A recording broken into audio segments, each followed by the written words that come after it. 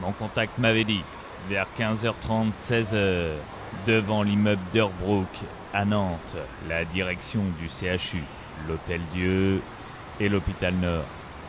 Tu peux pas te tromper, c'est juste derrière les pompes funèbres. Et effectivement, aux environs de 16h, il se passait quelque chose. C'est Dominique et François. Moi j'en veux un. Eux, ce sont les IAD. Vous tournez d'un quart de tour, c'est verrouillé. Infirmiers, anesthésistes, diplômés d'État. Ils sont en grève. Bon alors on fait... Il y en a 4 qui portent comme d'habitude. Devant derrière et puis on met le top banderole et c'est parti. Le père François ouvre la marche. Et Jérôme? Ouais, faire du bruit sous les fenêtres de la directrice là.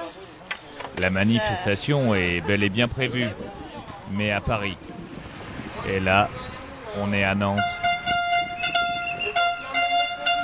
Surprise.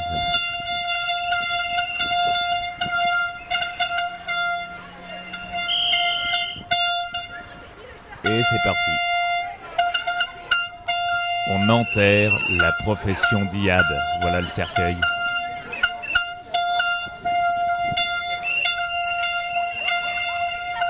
Les IAD ont peur de se retrouver dans cette impasse. Ils protestent contre la modification de leur statut. Nous enterrons notre profession, classe royale. Notre sécurité ne sera bientôt plus le bloc opératoire. Les infirmières qui se dépassent, que Madame Bachelot nous prépare. Bachelot veut nous enterrer, on se laissera pas faire. Les infirmiers anesthésistes défendent leur métier. Les voilà qui arrivent place Royale.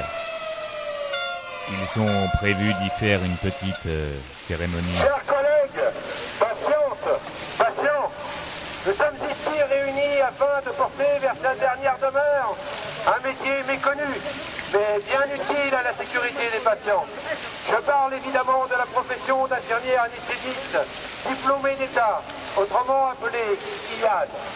Ce petit métier qui ne demandait rien à personne vient d'être assassiné par un ministre de la Santé, plus préoccupé par l'attitude des footballeurs français que par la sécurité des patients qui doivent subir une anesthésie. Madame Bachelot ne connaît pas plus la vie des hôpitaux qu'elle ne pratique le football. Jamais une ministre de la Santé n'avait montré tant de mépris et d'incompétence face à la santé publique. À croire qu'elle a pris des leçons chez Raymond Domenech. Ce cercueil n'est autre que le symbole de la déliquescence de notre profession au regard de la réforme des professions paramédicales. Amen. Mais si nous sommes là cet après-midi, c'est aussi pour que vous compreniez que ceux qui vont disparaître des blocs opératoires se préoccupent de la vie des patients avant tout et que cette réforme va à l'encontre de tout ce que nous défendons depuis des années.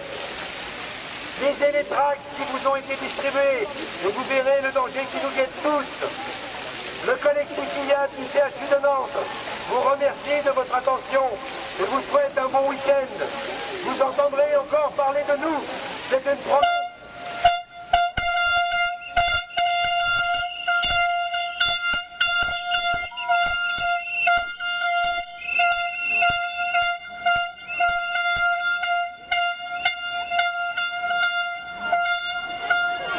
Et c'est reparti. Il s'est décidé d'aller rencontrer Jean-Marc Ayrault. Grand-père, pour TV Rosé, pouvez-vous nous expliquer ce qui se passe aujourd'hui? Les infirmiers anesthésistes du CHU de Nantes sont en grève contre le projet Bachelot qui vise à sacrifier la profession d'infirmier anesthésiste. Et donc, une fois de plus, au mépris de la rue, elle veut faire passer son projet en force. Nous ne sommes pas d'accord et nous enterrons symboliquement notre profession, mais nous continuerons à résister. Il paraît que Jean-Marc Ayrault est en ce moment dans un immeuble de Nantes Métropole. Alors, ils y vont.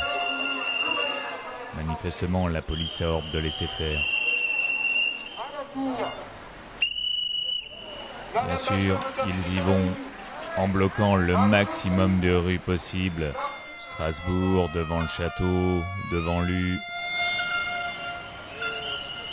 Bref, ils se font remarquer. Et soudain, on investit l'immeuble. Nantes Métropole, les IAD sont là.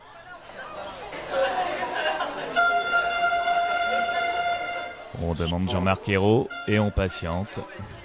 On s'occupe, certains même bullent, tandis que d'autres laissent des mots sur le carnet de correspondance. Je sais plus qui c'est qui est venu les voir.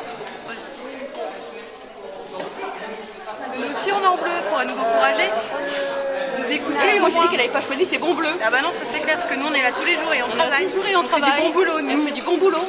Les gens ils les ont bien pris nos papiers. Ouais. Il y en a plein qui ont dit qu'ils étaient avec nous. Ça ne veut pas dire le comme contraire les parce que fois. moi je leur dis c'est dommage parce qu'on vous retrouvera peut-être dans les blogs prochainement. Je ne sais pas mais ça peut arriver. Et soudain, on repart. On vient d'apprendre qu'en fait, Jean-Marc Ayrault serait en congrès juste en face, à la Cité des Congrès.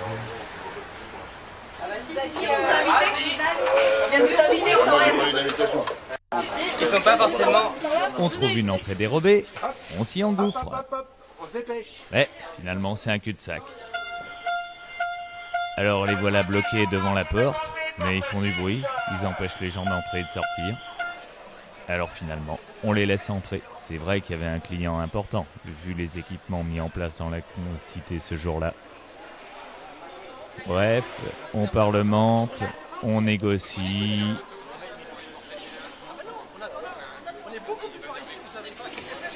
Quand quelqu'un arrive, Vous pouvez rappeler votre nom et qui vous êtes, s'il vous plaît? Jean-Luc Charles, bonjour. Votre fonction? Directeur de cabinet Jean-Marc Ayrault. Merci. Vous voulez que je vous reçoive? Oui, s'il vous plaît. Monsieur Ayrault, on va s'installer dans une salle et puis on va voir si Monsieur Ayrault prend des dispositions pour venir et puis on va vous écouter. Il va falloir. Et puis je ferai un point. Voilà. et donc finalement, tout le monde prend l'ascenseur, direction le 4e étage. Fillon nous a compris et Rosine nous l'a mis. Le débat et la suite dans le prochain numéro. Ça nous